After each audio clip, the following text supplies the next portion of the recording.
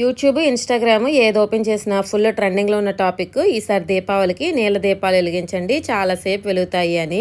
అసలు నీళ్ళతో దీపాలు ఎలా వెలుగుతాయి చెప్పండి? మనం ఏమైనా షిరిడి సాయిబాబామా? బాబా సచ్చరిత్ర బుక్‌లో చదివాను. సాయిబాబాకి దీపాలు పెట్టడం అంటే చాలా ఇష్టం అంట. రోజు ఎక్కువ దీపాలు పెట్టేవారు. ఒకరోజు నూనె లేకపోతే అయిపోయిన నూనె డబ్బాలో నీళ్లు వేసి ఆ నీళ్ళతో దీపాలు వెలిగిస్తే రాత్రల్లా దీపాలు వెలిగాయంట. కానీ మనం వెలిగిస్తే అలా ఎక్కువ టైం ఎందుకు వెలుగుతాయి చెప్పండి? పోనీ చూద్దామని ట్రై చేశాను. ప్రమిదల్లో వాటర్ వేసి అలాగే కొంచెం నువ్వుల నూనె వేసి నూనెలో తడిపిన ఒత్తు వేసి వెలిగించాను. ఒక 1 to 2 మినిట్స్ వెలిగాయి అంతే. అంటే జస్ట్ నీళ్ళలో వేసిన నూనె 2 to 3 డ్రాప్స్ పైకి తేలి ఆ నూనె ఉన్నంత వరకు వెలుగుతాయి. బట్ చాలా టైం అయితే అస్సలు వెలగవు. టైం వేస్ట్ అసలు ట్రై చేయకండి.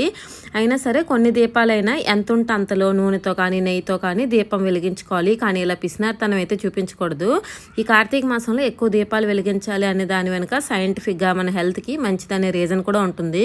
నువ్వుల నూనె కానీ ఆవు నెయ్యితో కానీ వచ్చిన పొగ వలన కూడా మన హెల్త్కి చాలా మంచిది. అంతేకాని ఇలా నీళ్ళతో దీపాలు ఇలాంటివి అయితే అస్సలు ట్రై చేయకండి. Time waste.